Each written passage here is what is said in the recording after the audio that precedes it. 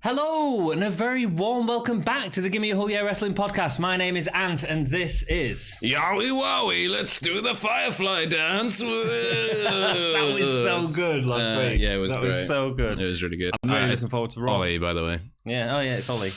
Cool, today we're looking at NXT UK 46, but we have had one of the best responses, Ollie, to last video, like in terms of people interacting with us. We posted the video up late last week. We posted the video late this week. Super late this week. Just because of timing, man. Yeah, man.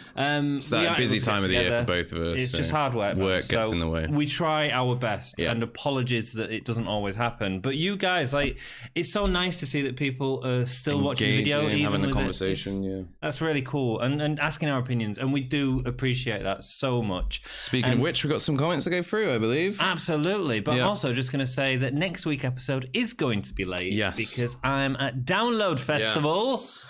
Possibly watching a bit of NXT UK, if any of you are there, which could potentially happen. It could be. Could be. Give him a little shout, give him a little wave. I'm going to wear my Gimme shirt on the day I go. I think I'm probably going to go watch Saturday morning. Do you think it'll stand out? What, the Gimme shirt amongst a sea of metal and wrestling shirts? No.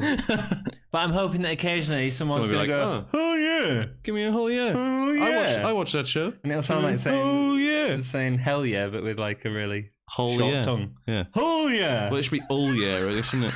All yeah. A short tongue. I love the name of our channel. It rocks. Cool. G-A-H-Y. G-A-H-Y. Cool. Let me get the comments up. Yeah. Because I should have done that first. No, it's all good. Just lets me stare into the audience's eyes lovingly. 10 comments, man. Just to show you how much I love you. That's amazing. Look at this. Replies, people replying to themselves. That's awesome. Thank you, Lewis. Yep. Right, so first of all, Lewis, who wrote 2 comments. This was my favourite episode. Completely changed my mind on Pete Dunne versus Walter 3. The moment Strong Style came out face to face with Imperium, I think I'm just so eager for him to be on main roster. I really like the faction war idea as well. Love Marcel's acting, as if the crowd were out of order for booing him. Yeah, it was great, man. Yeah. I love that sort of stuff. I think NXT UK struggles for stakes or reasons to fight sometimes, so this felt quite intimidating and exciting. Yeah. Lewis, we completely agree. Yeah. I completely agree. It is exciting. I'm not necessarily excited for Pete Dunne and Walter. Nope. I'm more excited for these factions going at it, and this faction war idea, I think, is some really exciting stuff. Yeah. Anything else to say on that? I agree with all of that. I think it's interesting that, like, before we were like, I want to see Pete Dunne versus this person, Pete Dunne, I want Pete Dunne with the title, but now that the title streak has been broken, it's actually freed up things a lot more. And now I'm thinking about who I want to see Walter fight and who I want to see Pete Dunne, what I want to see him go on to do. I would like to see the rematch further down the line. Lewis mentioned Pete Dunne on main roster, and that is something that I absolutely never want to see right now. No, I just think he'll get destroyed on main roster right now. Anyone that goes to main roster is just lost in a shuffle of nothing, and they're just given absolute rubbish to Who's come from NXT that's actually had a good shot of it on main roster? Finn Balor. Finn Balor has. But again, his pushing has been really stop-start. Exactly, man. First Universal Champion. If he hadn't got injured, he'd had a great run, but... Kevin Owens. Again, really stop-start. He had the you had the Universal title, but lost it in like a squash to Goldberg. Yeah, but that was because they decided that the Jericho Owens feud didn't need a title and stuff. I get it. It absolutely should have been. It absolutely should have been over the title. Interesting stuff. We've got like conversations happening in the comments, man. Yeah, man. So I'm going to read one of them, and you're going to read the other. Cool. So right. Lewis, I'm playing Lewis. Okay, cool. Wait, where am I reading? You're reading the bestie who replied to Lewis. Gibson's? All right. First of all, before you reply to Lewis, you need to let me... okay. Sorry, I didn't realize we were doing... I thought, okay. Plonker. Have you never read a script before? No, I've never. I don't think I ever have, actually, thinking about it. Script. What's a script? I've also yet to see a promo I really like in NXT UK. Gibson's? The Beastie. The Bestie. The Bestie. Yeah. Yes. So the Bestie Gibson is really good, to be fair. His partner, James Drake, however, has about as much acting talent as a cardboard cutout of himself. The Bestie, at Lewis Marrow. I understand Gibson is a heat magnet, but it wouldn't hurt if Drake got to show some personality. There we go. I think that's true. I agree completely. But I don't know. I think there's been some good James Drake moments. I think they just understand that Gibson's the guy. Has a much better gift of the gab. Yes. And so that I think it would actually hurt their credibility, because part of why we love them so much is Gibson's ability to sell the tag team and sell their feuds and sell everything. He's like Paul Heyman, but actually a wrestler, because he just prints money when he opens his mouth. He does, yeah. But new gimmicks just pour out. Yeah, as he's going. If James Drake can't do that, then that actually hurts what they're achieving with things. So I don't know. Like, I'm quite happy the way it's going. I like Gibson being a mouthpiece and James Drake just standing there and being like, yeah, I agree with him. Yeah. Do you remember, like, at school, there was, like, always, like, there was the proper bully, but then there was, like, the little guy behind him who was, like... Who's the little guy and the proper bully? Like, suck up to him. I don't think we have that dynamic. Do we not? I know I'm not a bully. I am. Well, then we have a very different dynamic. Cool. Yes, so that was good. More interaction in them comments, and we'll try and get better at our script reading skills. Manfred, my friend Manfred, said a kid and Romo being on NXT UK is a big deal for Spanish wrestling. They were on the last episode in the tag team. And I was talking about how I read something about them somewhere being... you read something, and Manfred like gives us a full history lesson. Yeah, Manfred gives you the actual information. I just sort of like vaguely signpost it. They wait for a small promotion in Madrid. White Wolf, British Strong Style, turned up to one of their events a few months ago and blew everyone's minds. Full match on YouTube. WW versus BSS. Cool. Sending people to other channels in the comments. That's all right. I think Manfred might work for a wrestling organisation. I think he might work for WWE. Manfred actually works for me. Does he? I've been hiring him this whole time just to write comments, just to give us something to talk about. It's actually you. Cool. Yeah. Good comments. I'm Manfred. Good You're comments. finding out that I'm Manfred. Dude, you guys have been awesome. We've got so many comments. And, like, again, people in the writing. JM914, regular commenter, thank you all so much. With the addition of Imperium to the roster, do you think NXT UK would entertain the idea of War Games match between all three factions? This is a really interesting question, because... the actual question is, do you think NXT UK would entertain the idea? And I don't think they will. I don't think they will. I don't think they'll do it. But I think it's a great idea. I think it's an awesome idea. They won't do it. They won't do it. They won't do it because it's an awesome idea.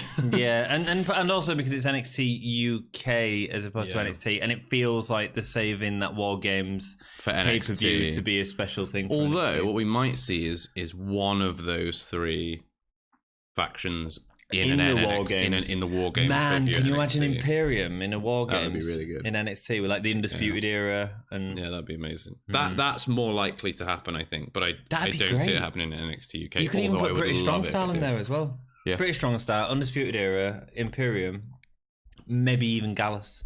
Yeah.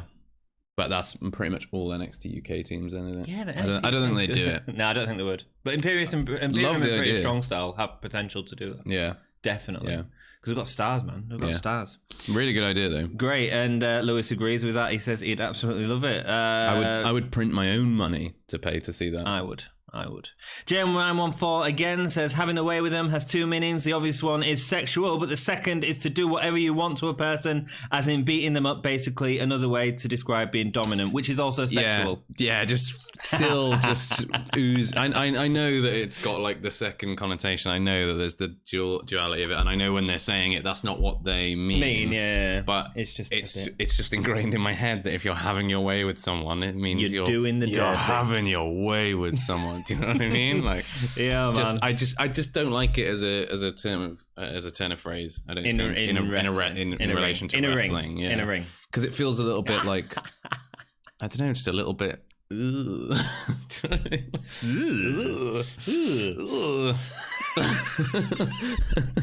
and roll. The bestie says, "What would you do?" He's got loads of questions here. This is great. What would you do with Nina Samuels following that loss? Good question. Nothing. No. I would. No, because she's put on a show there, man. She did. That was the best Nina Samuels match. Do you know? Yeah, it was incredible. Do you know what I'd do? I'd give her moment of bliss. Her Ambrose Asylum. Her own talk show? I give her the first NXT UK talk show segment where she basically brings people on and then kind of talks about how much of a star herself. She is. And then that'll set up a feud going down the line with somebody.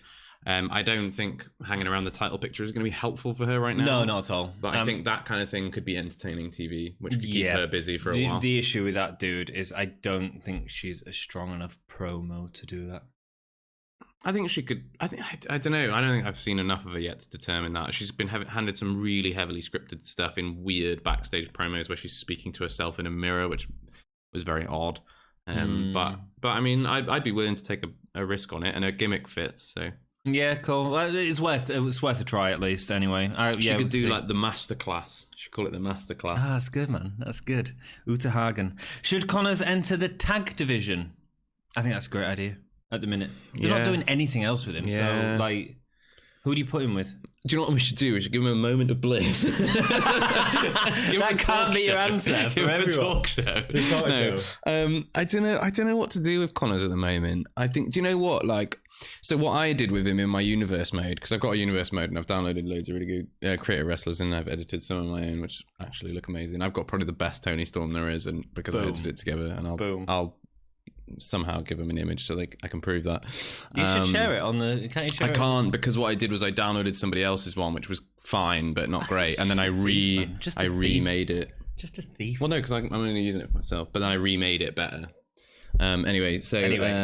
Yeah. So, but Connors, I introduced the Quids in Money in the Bank briefcase to my universe mode. Quids in. What? Yeah, and Connors won that, and then cashed in Tyler Bate versus Walter. Your universe mode seems really exciting. Yeah, it's let us know exciting. If you want to see us do a universe mode of some sort. You keep nagging me to do it, and I'm like, oh, dude, that's just too much work. It's quite fun. The problem is it's the buggiest game in existence. So, yeah. Apart from, like Fallout 7. Let us know if you want to see it. We might have a practice at doing it before 2K. Because we've been doing and then do a Fire Pro Wrestling. Fire Pro Wrestling. That's been really good. Really fun. It's fun, isn't it? Yeah, it's really good. Cool. But Connor's entering Tag Division. Yeah, I think that's probably the best place for him at the minute. Sure. Better than just getting beat up on singles matches all the time. I guess. Would you like to see more matches like Gallagher versus Cassius? Yes, it's not the first time we've seen this different style of match. There was the Tyler Bate versus... I think it was Jack Gallagher again. Was it Jack Gallagher or Noam Dar? I think it was Jack Gallagher. Okay. I think it was Jack Gallagher. Or Mark Andrews, maybe. I don't think it was Noam Dar, because I'm pretty sure it ended with like a kind of pin, like a leverage pin, and I don't think Noam Dar would have taken that well, and I think Gentleman Jack kind of went, well, I lost. Yeah, cool. I think it was. Yeah, more stuff like that, just to break it up a little bit. Like, I don't just want to see these rubbish squash matches, which we have in this episode, which we will get to at some point. But if you guys keep writing awesome comments, I'm quite happy to talk about them for a full episode, because you're the guys that we make this for. We could do commenter editions, couldn't we? We could do what? Commenter edition episodes where we just go through the comments and. Yeah, we could do. Or we could just do them at the start. Let us know what you want, man. We make this for you guys, so let us know. If you'd rather us get straight into the episode, we can do that. Oh yeah, we could do it after the episode if you wanted as well. There's options. Just let us know what you think, and because we make it for you, dudes. Also, Ono versus anyone from British Strong Style. All of them. I'd watch any of those matches. I'd watch him versus Pete Dunne, because it would be really fun, because he'd have the whole KO knockout punch thing that Ono does against the finger manipulation. You could have just a brawling match. I won't believe it'd be. My problem is I won't believe it if he was against Pete Dunne. I just won't believe it as a competitive match. Really? No, I wouldn't. If the one that I'd really like to see is against Trent Seven. Yeah, I think you could have it'd be a brawl. It'd be two big men showing who's the real British wrestler. And that'd be the most exciting way they can go. I mean, yeah, I think I'd watch any of them as an exhibition and enjoy it. Yeah, I just don't believe him versus Pete Dunne. You wouldn't. There'd be no stakes for you, because you'd be like, well, Pete Dunne's definitely going to win. Got to win. Yeah. And then won't win, and I'd be like, well, that makes no sense. Yeah, fair enough. June the 5th in Glasgow. Is that all the comments? Yeah, it is, man. Cool. Thanks, guys. You guys rock. And let us know if you want to see it at the beginning, at the end. We're happy either way, man. This is your program. Yeah, that's amazing, isn't it? We released like a video like a day before, and like so many people watch it, but like the audience retention on them is great. Like people really enjoy them, you know, like 30 people watch them and so many people stay and watch. So thank you. If you're not commented, you want to get involved, just leave a comment down below. And if you like the video, it really helps us out. We'll have a chin wag. We'll have a chin wag with a cup of tea. Right, let's talk about the episode. Video promo for the final fatal 4-way #1 contender match. In a world where there are promos and wrestling, we have this voice when we talk about fatal 4-ways in a way that makes it seem like a movie, but it's not a movie. Yeah, fine, weird, cool. But I liked it. Yeah, it's fine. It's cinematic. They've been doing that a lot lately, haven't they? Yeah, they did it with Peter Dunne and Walter. Cool. I quite like it. I like it. Makes it seem like a big deal. Yeah, absolutely. The Hunt versus the Hunt, which is Wild Boar and Wildborn Primate versus Tyson T-Bone and Saxon Huxley. Hey, Saxon Huxley and Tyson No-Bone. I would have forgot about him if it wasn't for the fact that he was one of our wrestlers that was stuck with on Fire Promo. He's class. He's really good in our He's putting on like 100% matches. Anyway, so the Hunt, they're back, and their faces again. All of a sudden. Yeah. Last match was against Mustache Mountain. Just again. Who knows? It doesn't help them though, man. You know, it doesn't help a team like that with the sort of lack of direction. Did you hear was it? I think I remember it was Nigel McGuinness or Vic Joseph at the beginning when Tyson T-Bone and Saxon Huxley were coming in. He was going, I spoke to. It must have been Nigel McGuinness because I'm saying it in a British accent. I spoke to Saxon Huxley earlier. Oh, and his new catchphrase. Yeah, there he goes. There goes Saxon Huxley. There he goes. There he blows Saxon Suxley. I don't get it, man. It's like he's got a new catchphrase, and then I'm just going to say, there he goes. There goes Saxon Huxley. What does...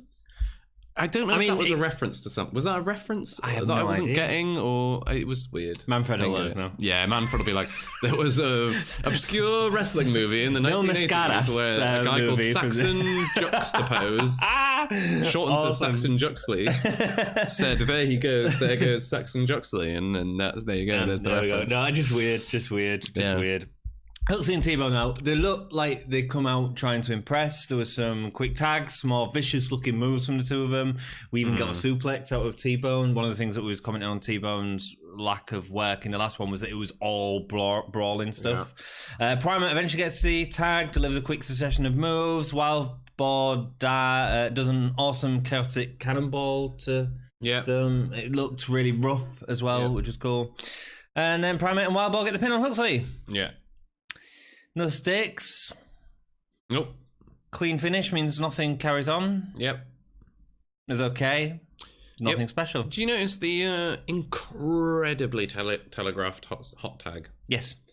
It was amazing. I've never seen a hot tag so amazing. telegraphed. As in, like, it was amazingly bad. How telegraphed it was. Like Saxon Huxley went back to the corner and he was like running up to do his like big wide arm splash thing that he does, and then like into the Luthers, I guess. But he just like jumped really, really high in the air in a star jump, and Primate to dive under his leg. I hate his star jumps. They're the weirdest move ever. So weird. It's just awkward. It is really awkward. It's just I don't. And like I was like, oh, he's gonna do the hot tag about 5 seconds before. It even happened, and I was like, "Wow!" You know, you look at like Mustache Mountain and the way they do hot tags, and you rarely see them come into. You're working with the best guys of like doing hot tags, and then you've got Saxon Suxley and Tyson No-Bone. I don't know what to do. I don't know what to say. It was a waste of time. Super messy, but the double headbutt was cool. Yeah, I kind of liked it, but I don't know how I feel about people doing diving headbutts since the whole Debray thing. Yeah, exactly. Lars Sullivan was doing them at one point. Yeah, well, I mean, he can do them, but... What, to knock the racist out of him? Yeah, basically. I know he apologised, but come on. Then Gallus, which is Mark Coffey and Wolfgang, attack the Hunt, throwing Primate into the announce table. This is our kingdom! And suddenly there's a story to it. Cool, fine. I'll be happy to see the Hunt and Gallus go at it. I think that's a good... If you used to have like a mid-division tag division, although you can't because there's not that many teams, that would be... I just don't know why. I don't know why. What their reason for doing that? Well, let's come up with a reason. Okay. If we come up with a reason, maybe we'll enjoy it more. Maybe our viewers... Maybe like next time they'll go, you've been wondering why we attacked the Hunt. No, they won't do that. It's because actually in our kingdom... hunting is illegal. So oh man, like a full like fox band type storyline. Fox hunting. They're fox hunters. Yeah. Wow. Maybe. And they're like, hunting's illegal. No, they're anti-fox hunters. What, the Gallus are anti-fox hunters? Yeah. So they come out and they're like, the hunt is illegal here, so we're gonna have to beat you up. Right. You're the hunt. Okay. And the hunt foxes because they're like one's a boar and one's a gorilla. And they like a tag team. They make a whole like cartoon out of it. Can you imagine trying to explain that to an alien? So there's a thing called wrestling where two guys who are pretending to be animals, but animal versions of people, two animals that aren't even like vaguely hang around with each other in the animal kingdom, are a tag team called the Hunt, which is a thing which animals do in like, oh god, I don't even think like you need to explain it to an alien. I think a non-wrestling fan anyone would be like, what the I devil? think you could try and explain that to a wrestling fan and be like, what? I mean, I like it. It just doesn't make any sense, does it? No, it doesn't. No, you're right. Ilya Dragunov, the Maniac, is fighting Connors next week. Yeah. Do you notice Nigel McGuinness got Radzi, get in there and interview them? Oh, I know, yeah. Everyone's speaking on Radzi now. I like it. They've been watching the channel. Yeah, man. That's Manfred, man. Manfred is a secret booker for WWE. Kaylee Ray versus Casey Owens. KO. Dubstep making a comeback. Yeah. Was it Kaylee Ray or Casey Owens? I can't remember which one had dubstep for their entrance music. I was like, oh, that's weird. I haven't heard dubstep since like 2008. I'm going to see some dubstep this weekend. Are you? Yeah, Die Antwoord. Oh, Die Antwoord. I don't think they're dubstep. They're like dubstep to me. Rappers. Yeah, but like, dubstep they're like weird rappers. Dubstep rap. I don't. I think you're freaky and I like you a lot. Yeah, that's not dubstep. Yeah, and then they go boo boo boo boo boo boo. I think it's just electronic. Boo, boo, boo, I think it's boo. electro or like Electro. I don't know. Techno. I don't know what all these newfangled musics are. Yeah. Whatever happened to jazz? You know, it's a chance between. I've got a real choice to make. Yeah, they're really good. I'm gonna go watch NXT in the morning, and then in the afternoon, it's either go watch NXT and watch what we're gonna talk about in a few minutes in the later episode. See, I'm building it up, not just talking rubbish. Or go see Die Antwoord, and I'm struggling with that. I mean, I like Die Antwoord. Die Antwoord. I don't know. I like the one where she says, I drink something to eat with a biscuit. You can hear me coming in the distance. I like that bit. It's a nice in that bit. song that they did. It's a nice bit. Called something. I bet you don't like the bit where they say, I'm going to have my way with you. ICW chants as Kaylee Ray comes in. That's cool. In Scotland. Yeah. Tell you another thing I didn't like about the first match. Let's go back into the first match. Where's the Jesus chants? Oh, yeah. Where's the Jesus chants? Well, it's because Glasgow. everybody's forgotten about him. Well, it's because no one cares. Yeah, nobody. Is the issue. Because when he showed up, everyone was like, oh, this guy looks like Luke Harper, but skinny. Or like a skinnier, weird-looking Luke Harper. And then they were like, oh, no, he looks like Jesus. With Bam Bam from the Flintstones. Yeah, or that other character. I know, from Wild Thornberrys. Yeah. I've never seen it. I can't remember what the kid's name was now.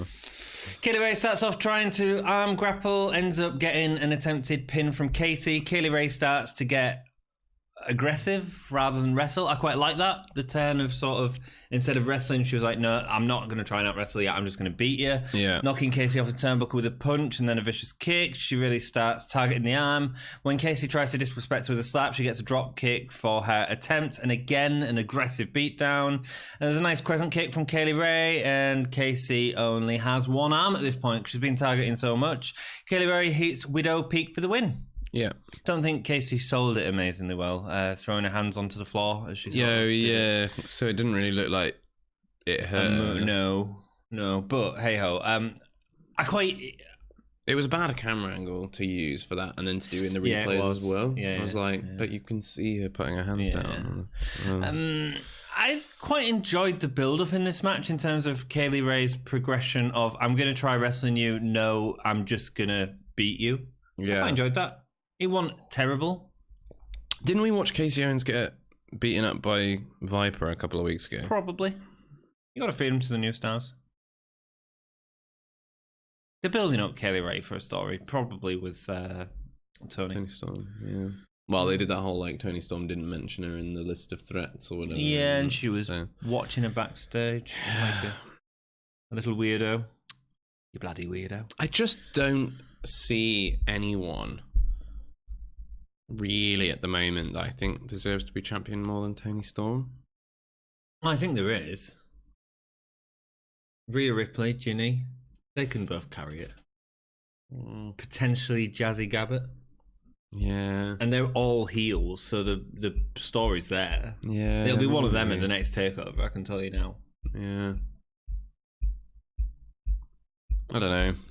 I'm not super enthused by what's going on in the women's division at the moment. Cool. It's not as exciting as it was when we had the tournament. I can agree with you there. The tournament was great. Do you got else to say about the match? No, you've got 4 notes. No, I've got IC dub, and I was going to make an IC dubstep joke. But go on, do it. Well, that was it. That was the joke. I was going to, because you did the IC dub thing, and then I forgot to say it, and then it was too late for me to go, oh, did you mention ICW? It's more like IC dubstep, because she had dubstep in it. That's why I mentioned the dubstep earlier, because I was going to. You were setting yourself up. I was setting a joke up so that they would be like, oh, yeah, he did mention dubstep. And we remember that, and then I say I see dubstep, and then it's like, ha ha ha ha, he's referencing the thing that he talked about earlier. Let us know what you think of I see dubstep. Imperium video showing they are honoured to be in the ring. It's sacred. It's basically the promo for last week, cut amongst images of Imperium standing together. I like it even more. It's a good promo. Yeah, got me excited about the group. It's fine. It just keeps them in your memory. Yeah. British Strong Style call themselves Big Strong Boys. Imperium are Big Strong Men. Quite like that. We then see Jazzy Gabbert being brought down by Ginny to destroy Zaya Brookside. Yeah. Yes. I like that. Yeah. Yeah, it's fine. Yeah, Jazzy looks weird in normal clothes. Yeah. Yeah, she does. It was really odd because they cut in always done her footage in like of sparkly makeup and. Well, and they cut in footage of her wearing a cape. Yeah. And then, so she went from wearing almost like a Superwoman outfit with a cape to now I'm wearing a blazer, and it just felt very odd. Are women going to get involved in this faction war? I don't think so. I think could be worth it. Could give them something interesting to do. I think it's a bit of a tool for Ginny to have something to do while they're not pushing her quite as far as champion. Yeah, I get that. What I'm saying is Jazzy Gabbert with more Imperium. No, okay. No, fine. I don't think so. I think because then, what do you do? Add a woman to British Strong Style or Gallus as Nikki Cross maybe, but she's too big at the moment to. Gallus, so you go Niven or Kaylee Ray for Gallus, which is Scotland. Yeah, I guess. British, you've got. I mean, what I'm saying is there are people that you could do it with, but is that a good idea? No, maybe not. Because you can't do. It's not like they can come out and.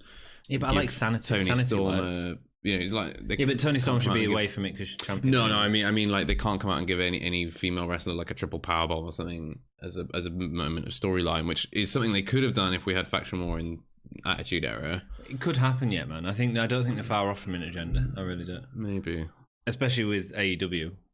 Yeah. I think the place you try in agenda is on a brand like NXT UK. Yeah, that's true. That would be. I mean, I'd be fine if they're willing to do that, but it's it just feels a little bit like it's a bit like. I think it just takes a bit of the oomph out of it if they kind of come in and go oh no, we're this big bad faction, but we're not going to touch you because that would be wrong.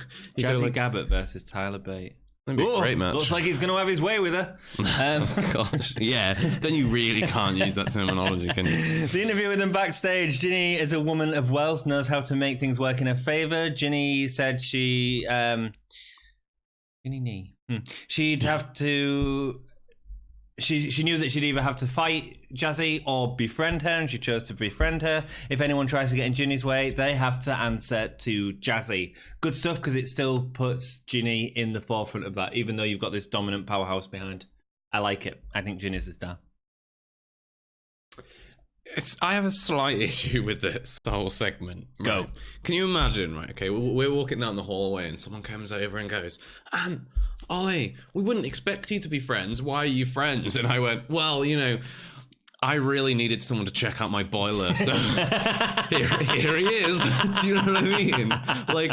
That's not how friendship or communication works. Do you know what I mean? Yeah, how awkward is that to be well, basically, I'm not that keen on her, but I figured I don't want to have to fight her, so I thought we could be friends, and now I'm going to use her to my own ends. Just so you know, because she goes, for me to get to the top. She literally says, for me to get to the top, she's going to be there to help me. And it's like, fair enough. What? How does that work? It doesn't make it look very strong, does it? No. Okay, fine. But I don't care. Also, Jazzy's just at that moment turn around and go, "Hang on, what? I thought you said you liked my shoes." I thought we really had fun going for coffee the other day. What, you want like a friendship storyline between Jazzy and Ginny? Otherwise, why is Jazzy doing it? Because she's got money. Ginny's got money and style and class, and why not follow the Vogue girl? Because it's a wrestling show, not a Vogue show. And if Jazzy wants to go to the top, all she has to do is just eat Ginny alive, which she could. No, because Ginny's too clever. Grizzled Young Vets come... Oh, right, sorry. Grizzled Young Vets come out, title in hand. Gibson tells them to turn off the music and calls Vic Joseph a whelk. An absolute whelk. You're an absolute... I could go do a Scouse accent. Right there, mate. You're an absolute whelk. That was good. But he's got like a drawly, deeper one. Yeah, it's great. He has to get something on his chest.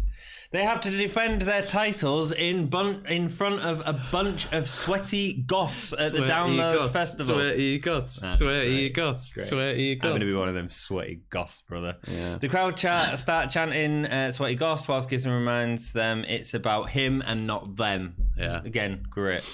Johnny Saint expects them to get in the ring whilst bands like Slipknot butcher music in the background. Yeah. Definitely getting a spot with Slipknot. Definitely getting a spot with Slipknot. It's going to be great. Which is why I'm going to watch it on the Saturday, which is when Slipknot are playing. Bodily Fluids was another good... he was like, yeah, we've got to go walk through a field of mud and bodily fluids. It's like, oh my God. It's all Gibson them goths having the way with people. Do you know what?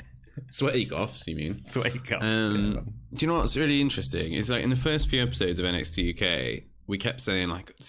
Zach Gibson's amazing, but we wish they'd let him like go free reign on the mic and just start like leathering into people and stuff. And now they are, he's just like, oh, maybe he's got a great writer working for him who's really sort of playing to his strengths. But he's reacting like spot on to their stuff. But I suppose it could all be pre-written. But if it is, it comes across very natural. Oh, he's great. So Slipknot. That'd be cool. Yeah. What a great way to get exposure to NXT UK. Yeah. What a great way to put over Gibson. Yeah. As in a feud with Slipknot. Yeah. I mean, wow. Can you remember when Kevin Owens powerbombed Machine Gun Kelly through a table? I don't remember that. Yeah, that's what I want to happen though. I want Gibson to come out on top of the interaction with Slipknot. What I don't want to happen is like the Wayne Rooney thing. You remember when Wayne Rooney punched? You see, this is why the Slipknot thing's happening, because it's already happened with Corey Taylor from Slipknot. So NXT download about 3 years ago, I think, when they first said he punched Baron Corbin. There's a YouTube video on that. Yeah. I definitely see Slipknot getting involved. See it being something they want to do. Yeah. I see them probably coming out on top, just because it makes sense. It'd pop the crowd, but I'd rather see Gibson like go over in that situation just to keep his credibility. I think if he's getting beaten up by random, but dude, you've potentially got 9 members of Slipknot in like weird masks. You've got a dude with pins on his head. I mean, anything, and he could sell that. Yeah. You know, even if he just like rested on his back, he'd be selling it. Do you know what I mean? Yeah. So I think there's, I think it's interesting. The image of the 9 of Slipknot around Zach Gibson. I don't think that makes Gibson look weak. I think that makes him look, you know. He's hanging with Slipknot, I suppose, then, isn't he? Which is quite a big deal. Absolutely, and it won't be carried up, but everyone will go, "Oh, Slipknot's in NXT UK." Yeah, that's really exciting. We should watch that, which is great. And then maybe they'll come along and comment like you dudes do. Yeah, you know, that'd be cool. Maybe Johnny's saying blah blah blah. The locker room leaders, if they are unhappy, the rest of the locker room will be unhappy. Nigel's winding Vic up about being a whelk, which was really funny. Yeah. Good for Tyler Bate. Next, I'll say a promo. Great promo. Yeah, really good promo. Yeah. Just another absolute classic from Gibson. I do want to say that earlier on, I missed this actually earlier on. We actually got confirmed legit for the first time because we weren't entirely sure. We were fairly certain that Vic Joseph and Nigel McGuinness were actually in the building this time. Yeah. But we got confirmation when he called out on being a whelk. Well, no, when Gallus attacked the Hunt because they came over to the commentary table. Right, yeah. And I just thought that was something I missed earlier. It should be there it's to nice comment that they're live. actually there 100%, rather than being green screened in.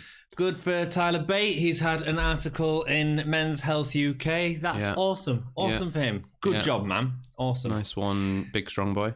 Fatal 4-Way, number one contender. The moment you've been watching this 50-minute episode for. Yeah. Yes. With Joe Coffey, Bomber Dave Mastiff, Jordan Devlin, and Travis Banks. Yeah. Coffey, amazing reaction coming down. Yeah. Finally, man, mention of Mastiff's undefeated streak. Yeah. Been asking for that for ages. Yeah, but I mean, again, like that's the problem though. Is if you don't mention it for ages, it becomes. I'm not super excited about it. Really, I'm not like, oh, Dave Mastiff has a winning streak, even though they've mentioned it now. Because I'm like, well, we haven't seen him for ages, really. No, okay. And I was just excited because I just wanted him to mention it and do something with it. Yeah. Because has he lost some winning streak now before we get to the end of the match? I guess he probably not. has. Well, I don't know. I think Asuka lost a match on Mixed Match Challenge and it wasn't counted. I think Fatal 4-Ways and stuff like that just don't count. Maybe. I don't know. It hasn't lost a singles match. Doesn't quite have the same ring to it, does it? He should have won, to be honest. I think he should. He really should have won. Banks and Devlin fight on the outside of the ring, and Mastiff and Coffey just bounce into each other before really weirdly falling out of the ring. They continue on the outside with Banks trying to do a dive onto Mastiff, and then he gets rammed into his barricade, for thanks. And Devlin tries to do exactly the same to Coffey, but ends up in the barricade. And Mastiff and Mastiff and Coffey cross-body collide with each other to wipe both of them out. What do you think of this opening spot? Super weird. I really enjoyed it. It was different. It was fun. It was super weird. Yeah. You don't like people running into each other? I don't like people running into each other over and over again. I enjoyed it. Kind of go like, oh, look, I can run into you harder than you can run into me. I liked it. I like seeing them particularly because Joe Coffey's meant to be kind of like intelligent and like, you know what I mean, calculated. And I just felt like he was like, oh, I'm going to run into this big man over and over again. And then like the two little guys were like, rather than let them just tire each other out by bumping into each other over and over again, we'll try and get involved. And they just got sort of like plonked onto away. Yeah, I liked it. But what I liked about it is it felt like you had two different styles of wrestlers. It didn't feel like four men. It felt like two different singles matches going on at the same time. And I quite like that. The establishing of we are the guys that are big.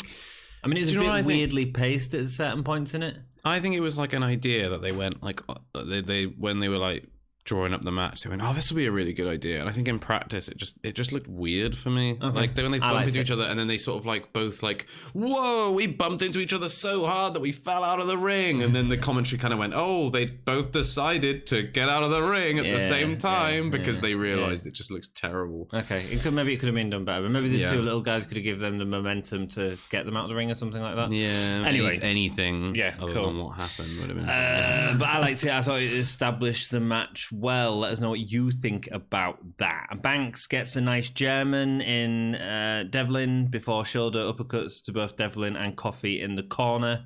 Banks did a good job actually this match. Yeah. Great as Banks kicks a charging Devlin only to land in Coffey's crotch. Massive headbutt right in there. Having his way with him. The gentleman's relish. The gentleman's relish. A massive headbutt to the gentleman's relish. Massive headbutt to his pickle. Mastiff delivers a release German to Banks before Coffey and Devlin. Mastiff looked awesome. Awesome. Just throwing people around the ring. Yeah, he really did. And it was sort of release Germans as well. It wasn't just German. There was really a class one where he threw Devlin and like, Devlin went like, I thought he was going for the land on his feet spot, but he just kept going and landed on his front. And I was like, what? It was cool. It was really good. Coffey and Mastiff got it again, but unable to lift Mastiff. Coffey goes for a power slam. Devlin and Banks get an airplane spin type thing from Coffey. Do you like that spot? Gimmick infringement. What? The Tyler Bate, big strong boy, gimmick infringement. Gimmick infringement from Cesaro. Personally, I don't like it. You know what would have been good in this? If Mastiff had jumped on. Yeah, but that would never have happened. But think about it. Think about it. Yeah, it would have been great. It would have been great. But it would have looked terrible because there's no way he'd have been able to spin around with Mastiff on his back. But even if he turned like 90 degrees, everyone would be like, whoa. Yeah, I would I guess. I think like it's always awkward setting that because you've got to somebody's got to run in and just sort of fall onto your shoulders, which like just doesn't really make any sense. No. But I think it's a fun spot, but it's like two big guys bumping into each other over and over again. It doesn't make much sense. The only time I liked it, I think, was Takeover when Bate did it, but it was because he had two on his back and he did it for a long time. Yeah. So it felt like a move. The crowd start chanting Iron Man by Sabbath. That was rock and roll. Devlin wipes out Coffey, hitting him into the ring post. Devlin and Banks feel like they reignite the rivalry in the ring. They don't need any backstory to it. We've got enough backstory. Just going straight at it. Devlin steps in the ring, mocking Gallus as Coffey appears behind him. That was a nice moment. It is really good. Like camera shot where like Coffey just appears behind him and he's like furious. And Devlin realizes he's there. He's like, oh, cool, no. And he gets pinballed with uppercuts between Mastiff and Coffey. Yeah, that was fun. Banks finishing him off with a super kick. Yeah, that was fun as well. Comeuppance for Devlin. Yeah. Banks gets Coffey into the turnbuckle, but when going to jump on him, he gets caught by Mastiff into a German. Yeah. Didn't expect that. That was great. That was really cool. That was really cool. That was good. Devlin was bleeding from the top of his head, opened up the hard way at some point. Did he catch when that was? No, I tried to, but I couldn't see what it was that got him. Yeah. Coffey with a diving push sends... is it a diving push? I hate when they call it spear. It's just a push, it's not a spear. He pushes him, so I don't understand. Can't call it spear. Sends Banks into the corner, but Mastiff double drop kicks Coffey on top of him before a stacked up cannonball. Nice spot. Yeah. Nice spot with Mastiff. Cool. I mean, it's it's different. It's cool. Works for a 4-man. Yeah. Devlin moonsaults on top of Mastiff. Really cool. Mastiff. Yeah, breaks up the pin with a moonsault. Yeah. It's nice. Yeah, really cool. Really interesting stuff. Cool way of doing it. Mastiff goes to pin Devlin after a massive slam, but Banks breaks it up with a double foot stomp. Yeah. His offense is put to a halt by a Spanish fly from Devlin. It's so chaotic. It was great. It was a cleverly booked match. I wasn't super hot on the opening, but it was a good match overall. It was, really good. It really built into something special. There were some really nice spots in it. You've got 4 very talented guys in the ring, so I think they would have had to try hard for it not to be a good match. You know what I mean? No, I don't agree. You don't think so? No, I think Mastiff is a bit bleh. Oh, he's great at what he does, though. Like his thing is like, I'm big man, I do big. Coffey, I'm not overly impressed with. He's very botchy. He's had a couple of botchy matches, hasn't he? But like, Banks doesn't excite me as a character. Although I get that his wrestling is very good. Devlin is the one guy that. But in terms of saying there's 4 great wrestlers in the ring, I wouldn't necessarily say this match had classic written all over it. No, not written all over it. Yeah, I know what you're saying. I'm not written all over it, but I would never expect it to be a bad match. No, okay. Do you know what I mean? I would expect it to be a good match. I could have seen this being a bad match. Yeah, and I think that they pulled something really special out of the bag. Actually. Yeah, I think it was really special. Where was I? Coffey, this is a good bit. Coffey hits Mastiff with a crossbody, but when going for the lariat, turns his attention to Devlin and hits him with it. Yeah. Mastiff goes to break up the pin with a back body splash, but Coffey moves out of the way, leaving the full weight of Mastiff to hit Devlin's head. See, that's the clever, calculated in-ring smarts of Joe Coffey. Where was that at the beginning of the match when he was bouncing off him? Okay. You know what I mean? Like, I get what you're saying. That's stuff that I love about it, where he goes like, where you think you're going to get one thing, you think you're going to get Mastiff crushing them both, and that's going to break up the pin, and that's going to be the spot. But then to see Joe Coffey realize that's coming and get out of the way to benefit his own position, I love that stuff. I think that spot at the beginning wasn't about Joe Coffey, it was about establishing the match, and that's what I liked about it. That's what I really liked about the spot. I thought he did well at establishing the match. It's interesting that you really hit that spot, and I really don't like it. Cool, but he really crushed his head, man. Yeah, he slammed it so hard on his... I had to rewatch it, and I was like, oh man, his face must be imprinting the mat, man. All the best for the bells. Sends Mastiff and Coffey over the top rope. Banks hits Slice of Heaven and Kiwi Crusher on Devlin for the win. So Travis Banks is our number 1 contender. Yeah, feeding him to Walter. I think that's got to be it, isn't it? Yeah. I can't see Banks winning against Walter. Does that mean that the British strong style thing is done with Imperium after? Is it going to be a one and done? So they're showing that this week on this Wednesday show. Yeah, I think so. Oh, I man, feel I'm like it's got to missing be that. a one and done, isn't it? I hope not. God, Because if Banks is our new number one contender, he's got to move on to that, presumably. So yeah, or maybe he gets interrupted by yeah, the British Strong Style thing, But and then then that he puts builds a up lot of, his like- Australian faction. that puts a. Oh my god, I would not enjoy that. WWE. Yeah, I mean. I know. I think there's potential. I think if you're going to have like a big Fatal 4-Way contenders tournament sort of thing they've been doing, and then have a Fatal 4-Way, and then have them to just it be part of the ongoing story between Imperium and BSS seems a little bit like, well, what was the point in all that? Yeah. Do you know what I mean? Yeah, I feel no, like I it's see. got to lead to an actual like proper match where they have a match, and either Travis Banks wins or he loses. But I said in the last episode, man, I don't understand why we're getting this 6-man tag match right now, because that's like main event takeover to me. That is epic. Yeah. That is epic. it's gonna be a good match. But I can It is. see why they want it. They would rather have a title match. It'll just be a Walter Travis Banks match and then back into it. That's all it'll be. Probably. It'll be a throwaway match, I think. That would be sad. So it was a good match. I'll tell you one thing I missed from this match. I wanted to see a few more kickouts. There was a lot of people breaking up pins, but there wasn't enough kickouts, in my opinion, which the saves felt slightly overused. Yeah, I know what you mean. Yeah, Cool. I agree. That's the end of the episode. How many stars are you giving this episode? 3.5. Whoa, that's a lot based on one match. Yeah, well, I think actually, like, the Grizzled Young Vets promo was Yeah, it was great. absolutely It was great, incredible. yeah.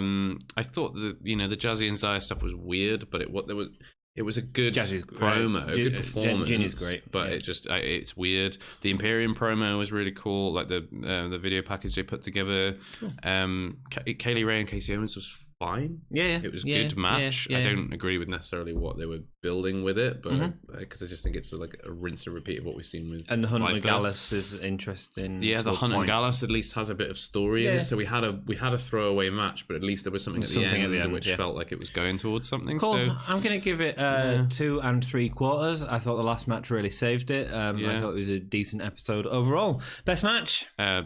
the Fatal 4-Way. Easily. Some really nice, interesting spots. Best performer? Zach Gibson. Yeah, Zach Gibson. His That promos promo are was is just stunning, man. amazing. Absolutely stunning. I was literally laughing out loud on my own watching it, which I very rarely do. You do every time you see Gibson. Yeah, I mean, look at that last one with Radzi and the. Yeah, that was so good. I mean, he is just so good, and he goes like, it's like constantly good. He never misses a beat. It's great. No, I don't think I've seen a bad or even like a not good one. Zach Gibson promo. Holy chip moment. Probably the moonsault pin break. Okay, I'm going for the Mastiff catching German. Oh race. yeah, that was very good. sweet. Well. Cool. Let us know what you thought of that episode. And again, like we say it a few times because I couldn't believe the numbers because we released it so late last week and this week, and it just means so much to us that like people aren't just like finding this and going, we want to hear it. People are like going, oh, we just want to listen, and we seriously appreciate that. So and thanks for sticking with us when they come out a bit late as well. Like we really want to try and get them out as early as possible, but sometimes things just get in the way. Yeah, I mean we've both got jobs and all sorts of stuff, So apologies. But we will absolutely, we are going to do every single episode. Man. They will come out when they come out. Yeah. This one again next week's going to be a little bit late because of download. But it might be the case that we end up releasing next week's review. We might film them both together. Maybe it depends how we're doing on Monday and Tuesday. Because they are coming. But they are coming. So keep checking back. Sure. Yeah. So hit that little ring bell and you'll get a notification when they come out. Bing, bing, bing, bing, bing. Ding, ding, ding. You're good at that. Rock and roll. Thank you so much for watching. Yes. And keep it GAHY. Yeah.